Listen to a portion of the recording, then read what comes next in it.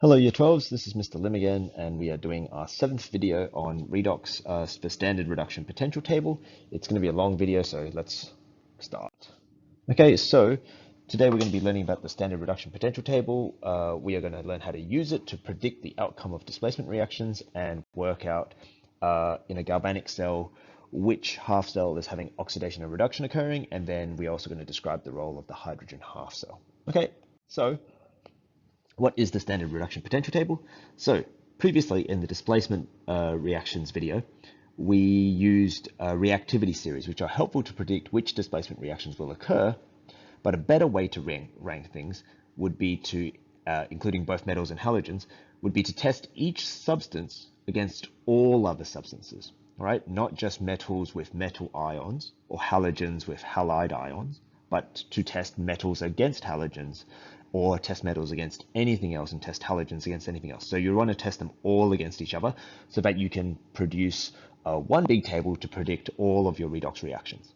Okay, so to do this, we create galvanic cells, which are used to test the oxidizing and reducing strengths of substances in their oxidant and reductant forms. Okay, and so if you watch the videos on galvanic cells, you'll remember that a galvanic cell is made up of two half cells, and each half cell has an oxidant and the reductant form of a element or a substance, all right? And then we compete them against each other, all right?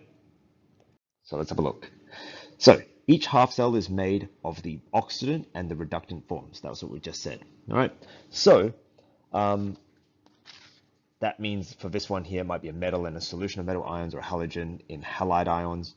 Then they're connected to each other by the external circuit and the salt bridge. At this point, there will be two oxidants present, and they'll compete for electrons, but not against each other, not against the two oxidants, but against the opposing reductant from the other cell. So what does that mean? There are two oxidants in this system, okay? There is the X plus as an oxidant and the Y plus as an oxidant, okay?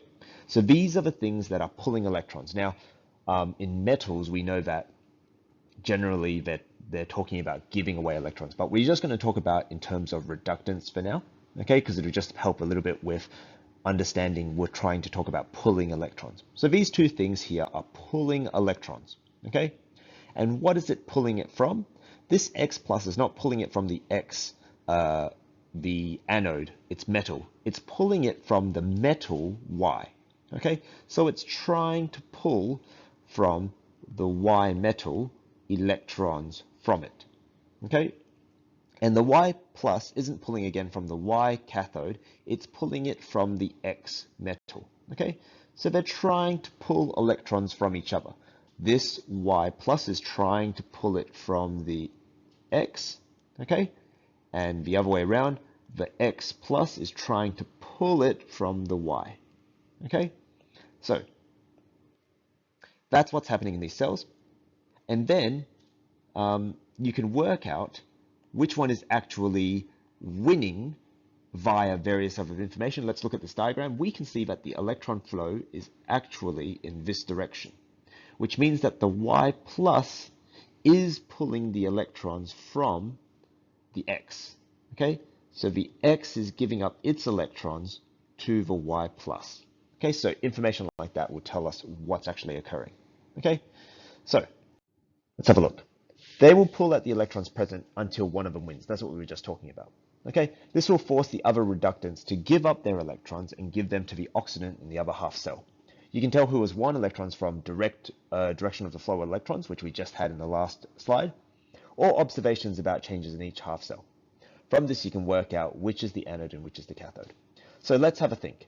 If this half cell here, this S plus, all right, let's just say that S plus is a blue colored ion, okay?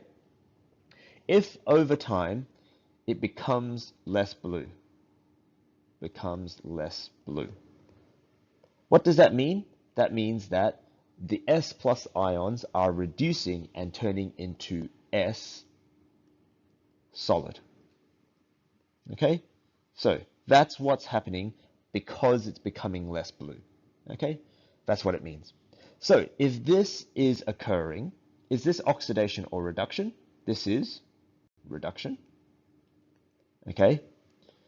And that means that it is gaining or losing electrons. It is gaining electrons, okay?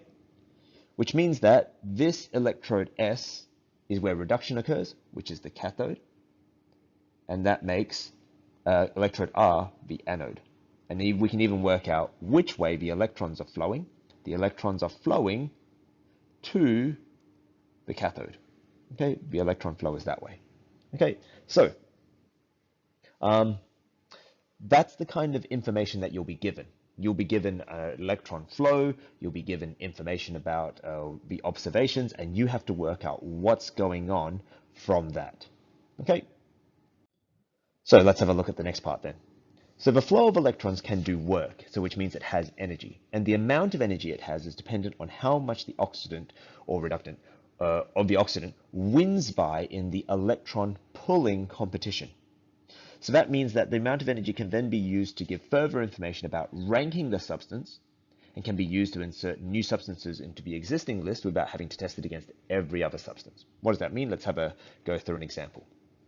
So we've just decided that R wins against the S plus, and this produces 1.2 volts of electricity. Okay, then we have another set of half cells. Okay, another set of half cells. This again is the S and the S plus, and this again, and we're going to put something different in here. We're going to put a Q in here, a Q and a Q plus. Okay, here's your external circuit. Here's your salt bridge. Okay, and then I tell you further information that Q also wins against S, but only by 0.5 volts. Okay, so in terms of which one is the strongest pulling, which one do you think? R plus, Q plus, or S plus is the strongest pulling, strongest at pulling electrons? Hopefully you said R plus is the strongest at pulling electrons. So that means that if I was to, right, build a circuit or build a galvanic cell of Q versus R, which way do you think the electrons will flow when I have this system set up? Do you think that it will flow to the R or to the Q? Hopefully you've said that it will flow to the R. And what's even more important is that we can predict how much it will win by. So R beat S by 1.2 volts. Q beat S by 0.5 volts. So Q is slightly stronger than S, so R is not going to win by as much. And hopefully you've worked out that it should win by something like 0.7 volts. Okay, which is the difference between these two values.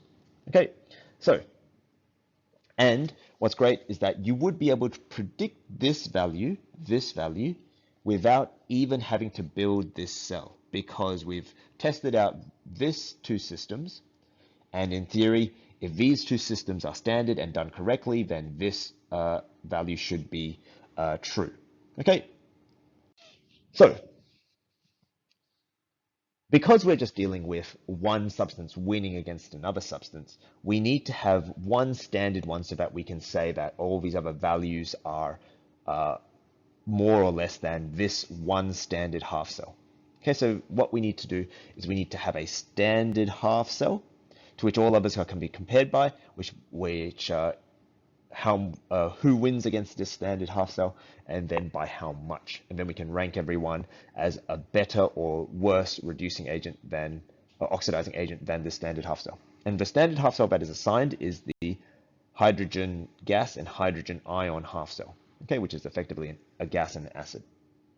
This is assigned as a value of 0 volts, and which is the unit of energy, and then all other half cells are compared to it. Okay, so this hydrogen half cell is not special in any way. It's just given the value of 0, which does not mean that it's weak. And so remember, we are talking about a different concept to reactivity, right? Because when we talk about who is won or who is lost, we're not talking about reactivity, because reactivity is kind of misleading when we deal with metals, because the more reactive metals, is the ones that will want to give away electrons, whereas we've been talking about pulling electrons all this time. Okay, so we need to give up that idea of reactivity and now just move on to this idea of this oxidizing strength. Okay, so let's have a look. So half cells with strong oxidizing agents can oxidize the hydrogen gas in the standard hydrogen half cell and are placed above it in the ranking system. So for example, we have I2 here, and here is the standard half cell in the middle. Okay, so it has the ability to take electrons from the H2 and force it to give it up, and then the I2 will go to I minus, and the H2 will go to H plus. Okay, so it's a stronger oxidizing agent than H plus, and therefore will oxidize the H2 to H plus, and in turn reduce itself to I minus because it wants those electrons. Okay, so that is what happens when it's above the ranking system, above that in a ranking system. Half cells with oxidizing agents which are weaker than the hydrogen half cell, so let's just say Fe2 plus, which is here. Okay, Fe2 plus is a weaker oxidizing agent, and so it's going to have to gain electrons, right? And sorry, lose electrons. So what's going to happen is that these two things are going to pull against each other, and instead of the iron winning, the iron ion, the hydrogen is going to win. So it's not going to go that way anymore. It's instead going to go that way, and it's going to force this one to go that way. Okay, so half cells with oxidizing agents which are weaker than the hydrogen ions in the standard hydrogen half cell will have their reductants oxidized, that's this one, oxidized, by the hydrogen ions, that's this one here, in the standard hydrogen half cell, and those half cells are placed below it in the ranking system. So if you win against the standard half cell, you get put above it. If you lose against the standard half cell, you get put below it. And by how much you lose or win by is this value over here, right? And that gives us an ability to then compare not only against the standard half cell, but now also it gives us the ability to compare against each other, right?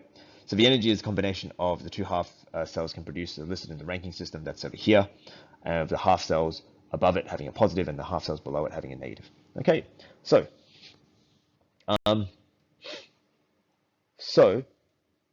above and below, whether they win or lose against the standard half cell. All right, so what that means is that we can apply that to any of the different substances here, right?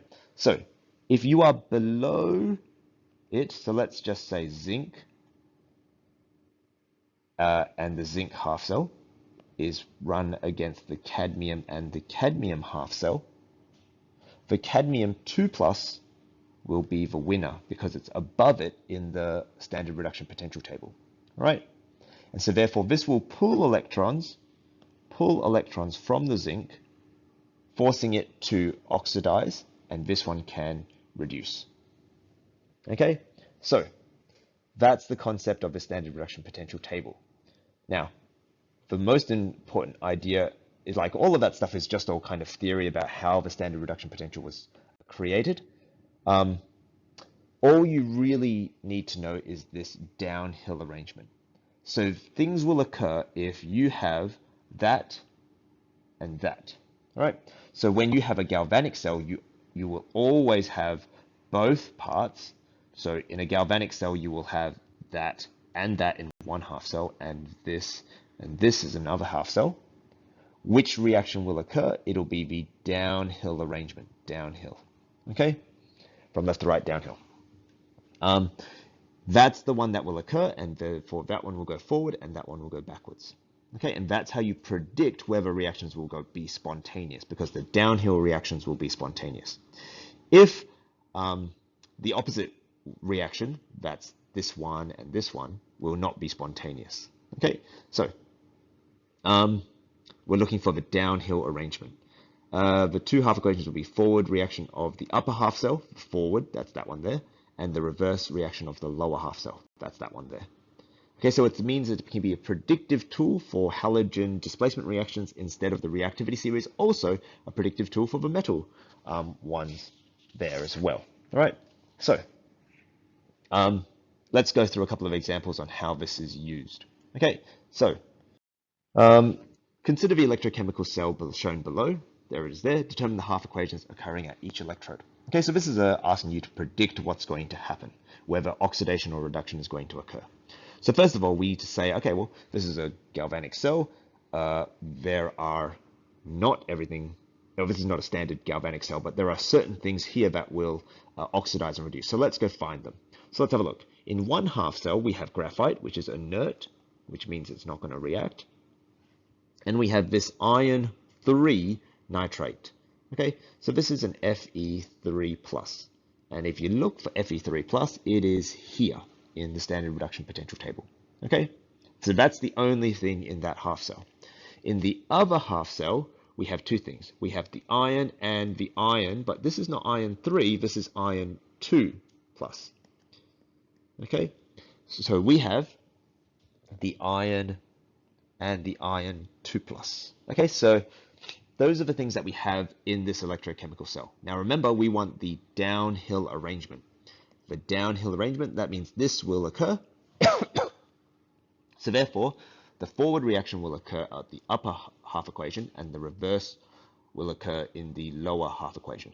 So what are the two half equations going to be? It's going to be Fe3+ turning to Fe2+. Okay, and then in the other half cell, it's going to be Fe going to Fe2+.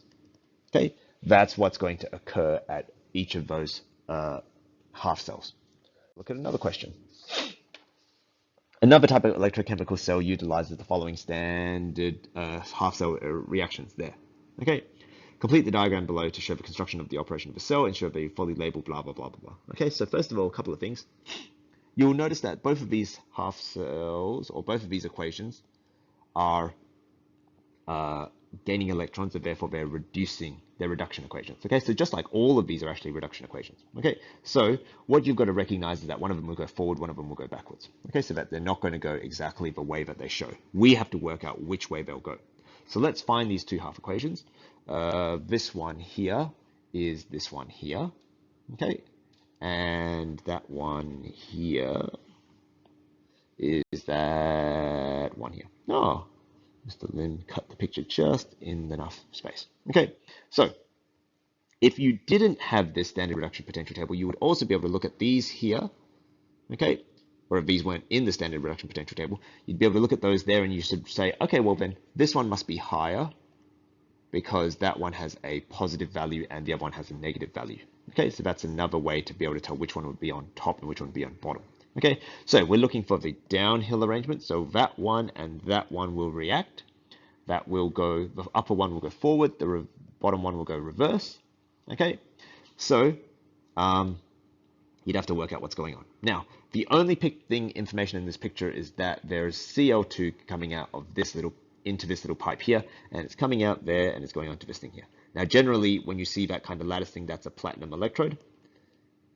Which means it's an inert electrode, which means it's just not going to do much. Okay, so this is a galvanic cell, which means that it's a standard half cell, which means that this Cl2 is being bubbled into its Cl- form. So that must be Cl- of some sort.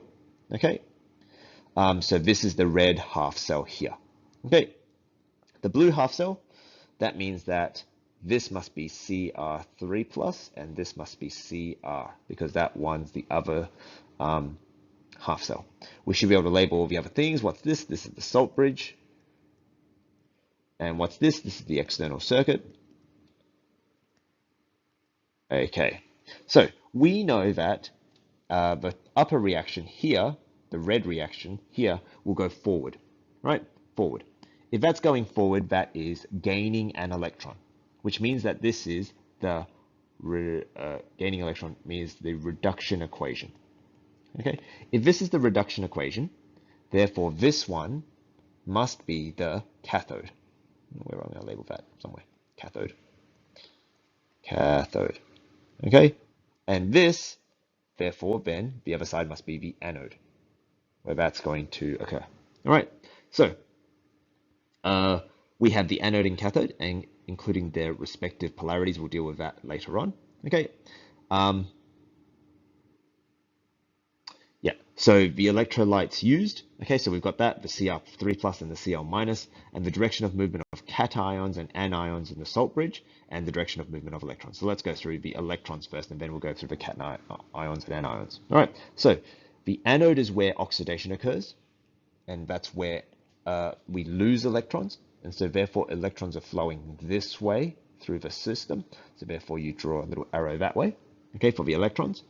And then we have to think, okay, if the electrons are going that way, that means that this cell is becoming more negative. More negative. If that's becoming more negative, it needs to have some ions to balance it out. That means the positive ions are going to go that way, and the negative ions are going to go that way. Okay?